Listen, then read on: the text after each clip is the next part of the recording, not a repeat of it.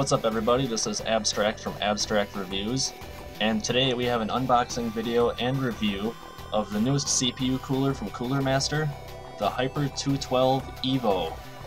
So if we start off by looking at the side of the box, you can see it does support older Intel and AMD sockets like 775 and AM2, as well as the newer sockets like Sandy Bridge, the newest FM1 from AMD, as well as AM3 Plus.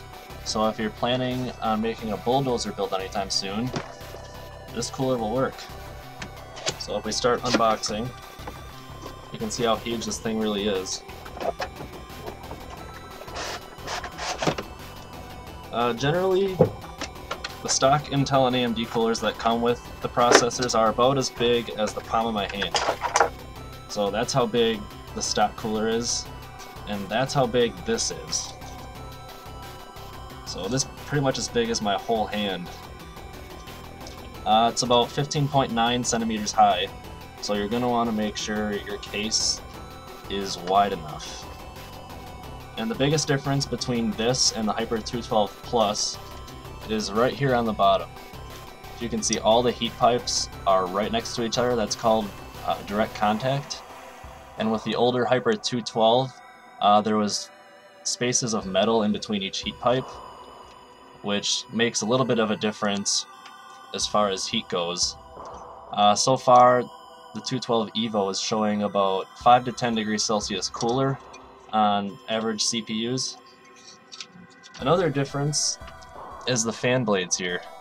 If you can see, they're not just straight like on most fans, they're actually curved.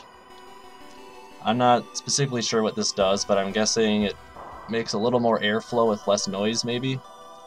But that'll be coming up later in the review of what those fan blades actually do. So if we look in the bag that came with the box, we've got the back plate, and pretty much the same bracket that came with the 212 Plus. It's universal, so you snap it wherever you need it, move the pins around, and it'll fit pretty much any CPU you throw at it. And also in the bag you get some thermal compound. I won't be using this for my review, I'll be using Arctic Silver 5. So that's what I'll be using.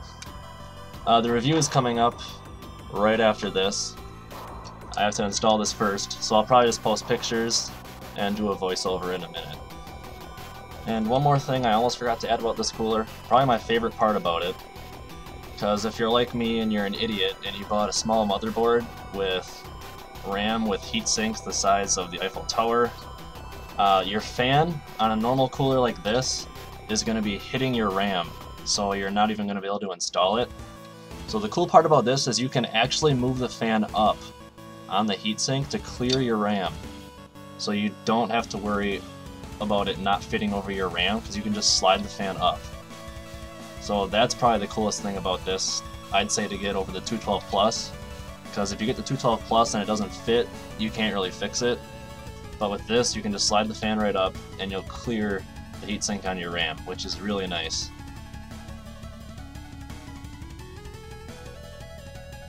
Alright guys, it's time for the review, and this cooler is amazing. I've got my desktop pulled up here, hardware monitor. You can see idling temperatures are about 30 degrees Celsius. I've had my cooler sitting on the Arctic Silver 5 for a couple weeks now, so it's pretty much set in. So about 30 degrees Celsius idling, and if you look at my load temperatures, this is after playing games for about 45 minutes. So my highest temperature on Core 2 never even went above 45 degrees Celsius. So now if we pull up before I installed the CPU cooler, you can see my minimum temperatures were about 40 degrees Celsius, and my maximum, this wasn't even gaming for that long, this was after gaming for like 5 minutes, it was already at 60 degrees Celsius.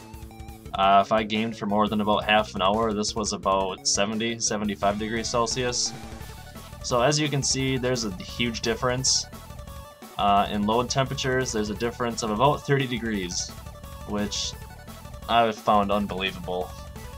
Now, the one big thing I always look at on the CPU coolers is the fan.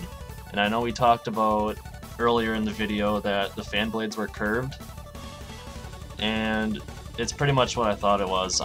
You get a little extra push in air with less noise, but if you look right here, you can see it's only spinning at about 1000 RPM, and this fan can go up to 2000. So it's spinning at about half speed right now, and it's keeping my temperatures this cool, which is pretty amazing. I mean, for the price, if you're looking at buying a CPU cooler soon, I'd say get the Hyper 212 Evo. I mean, you just can't beat it. I've tried Zalman's, a bunch of other brands, different types of CPU coolers on my different builds, but overall, nothing compares to the 212 Evo. I mean, to drop load temperatures 30 degrees, I mean, that's unheard of unless you're using water cooling. So if you're looking for a cheap solution, you don't want to go with water cooling, get the Hyper 212 Evo. You'll love it. Easy to install. Go buy it.